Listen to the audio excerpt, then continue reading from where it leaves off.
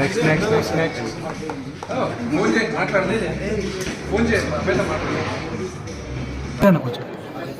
Hi hi Ranveer, happy birthday. Okay, take care, all the best. మీ ఫాదర్ని బాగా చూసుకున్నా ఇక్కడ.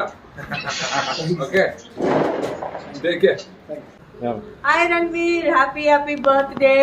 Be a good boy. Always love your father and mother. Blessings to you from me. Super, thank you, madam.